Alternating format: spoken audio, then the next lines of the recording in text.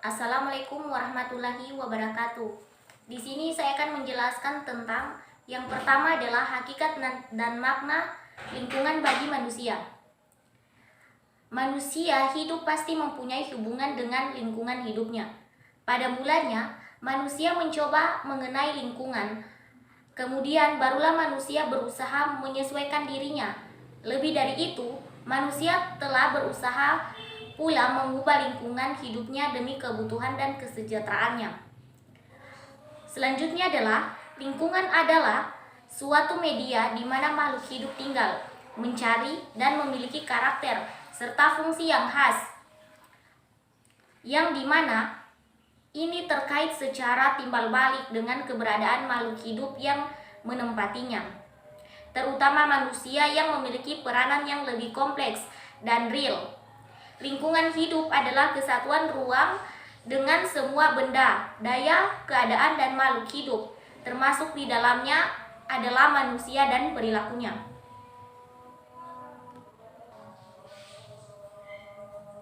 Kemudian, arti penting lingkungan bagi manusia adalah yang pertama, lingkungan merupakan tempat hidup manusia. Manusia hidup, berada, tumbuh, dan berkembang di atas bumi sebagai lingkungan. Yang kedua, lingkungan memberi sumber-sumber penghidupan manusia. Yang ketiga adalah lingkungan mempengaruhi sifat, karakteristik, dan perilaku manusia. Yang keempat adalah lingkungan memberi tantangan bagi kemajuan peradaban manusia. Yang terakhir atau yang kelima adalah manusia memperbaiki, mengubah, bahkan menciptakan lingkungan untuk kebutuhan dan kebahagiaan hidup mereka.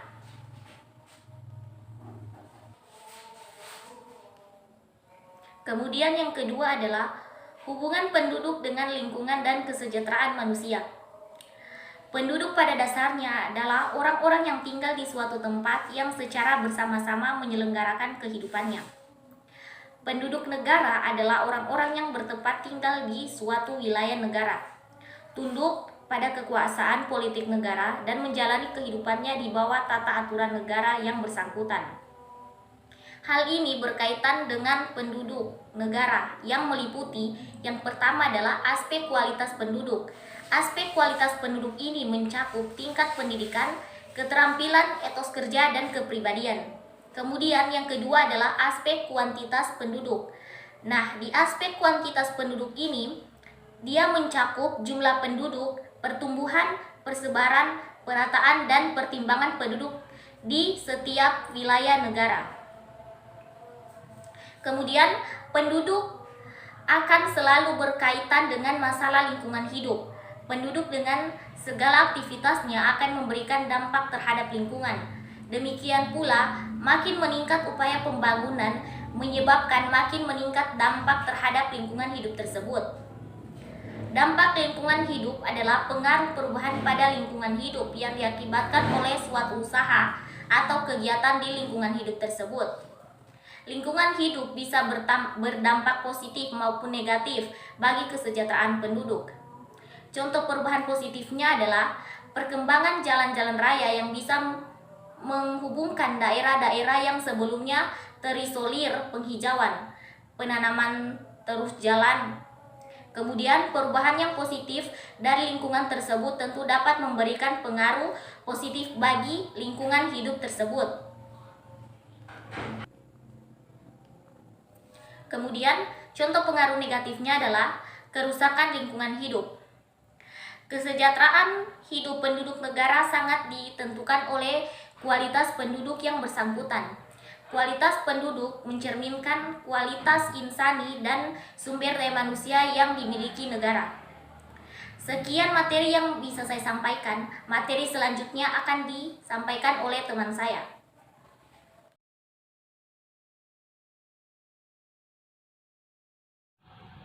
Perkenalkan, nama saya Winnie Nurhayati, Skambuk A 251200015. Di sini saya akan menjelaskan tentang masalah lingkungan sosial budaya. Lingkungan sosial merupakan wilayah tempat berlangsungnya berbagai kegiatan dan interaksi sosial antara berbagai kelompok beserta pernatanya dengan simbol dan nilai serta terkait dengan ekosistem dan tata ruang atau peruntukan ruang. Manusia hidup berkaitan dengan lingkungan, baik fisik maupun lingkungan sosial. Yang pertama, interaksi dalam lingkungan sosial.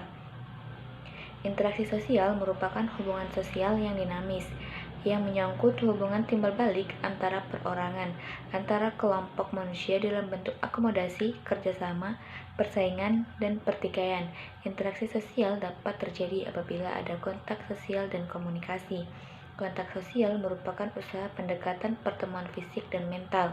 Kontak sosial dapat bersifat primer dan dapat berbentuk sekunder. Komunikasi merupakan usaha penyampaian informasi kepada manusia lain. Tanpa komunikasi tidak mungkin terjadi interaksi sosial. Komunikasi bisa berbentuk lisan, tulisan, atau simbol lainnya. Yang kedua, pranata dalam lingkungan sosial. Pranata sosial menunjukkan pada sistem pola-pola resmi yang dianut suatu warga masyarakat dalam berinteraksi. Pranata adalah suatu sistem norma khusus yang menata rangkaian tindakan berpola mantap guna memenuhi keperluan yang khusus dalam kehidupan masyarakat.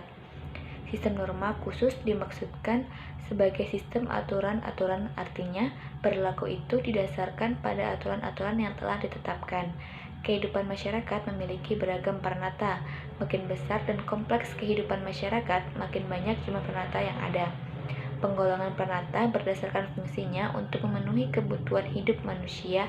Ada beberapa ragam pranata, antara lain yang pertama, pranata-pranata untuk memenuhi kebutuhan kehidupan kekerabatan. Yang kedua, pranata-pranata ekonomi seperti pertanian, peternakan, barter, industri, dan perbankan.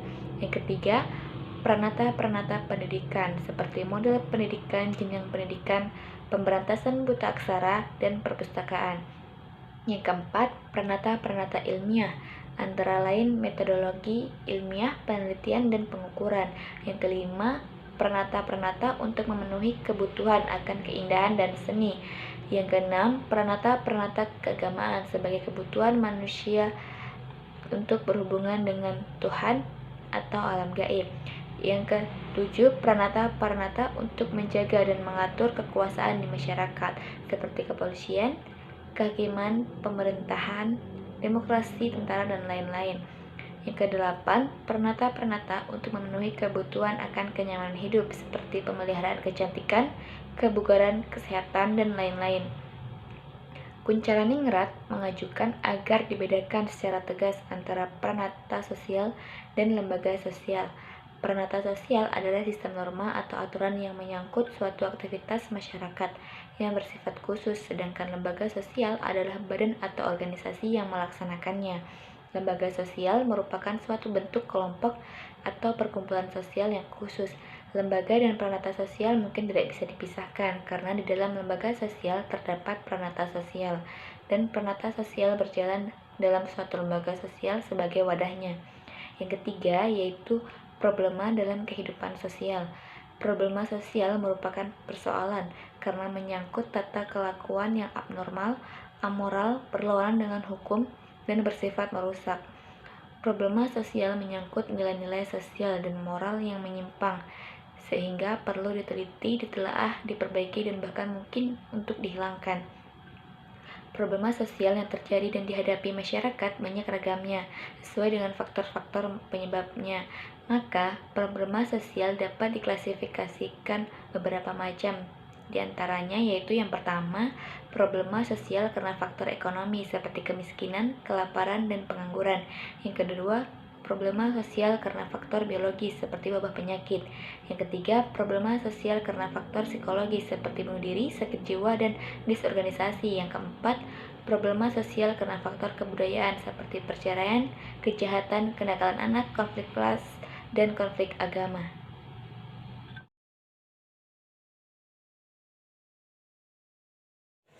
Assalamualaikum warahmatullahi wabarakatuh.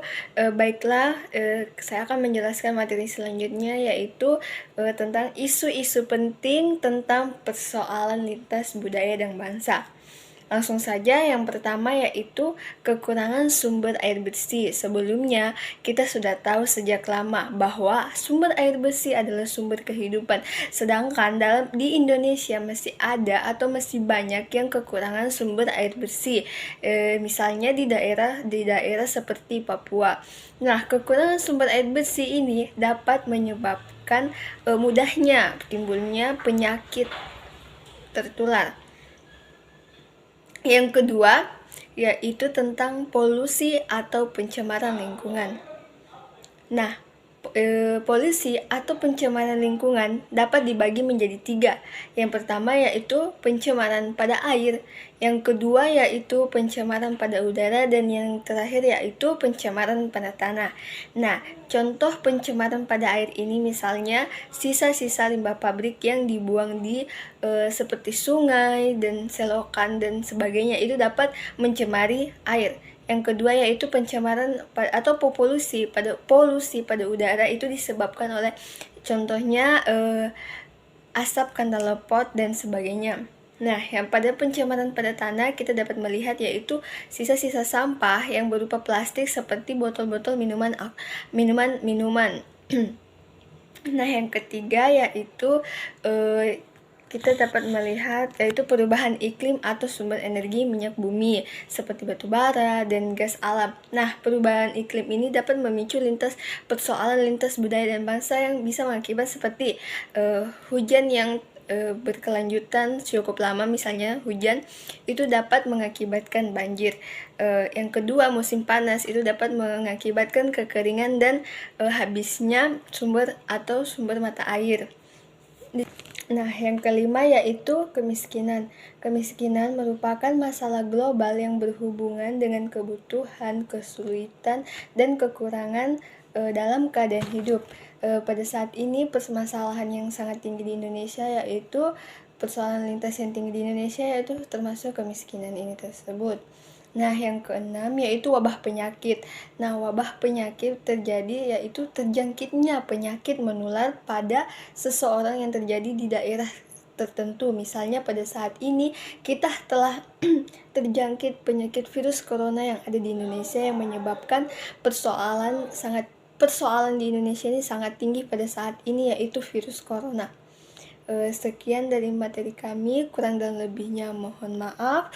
Assalamualaikum warahmatullahi wabarakatuh.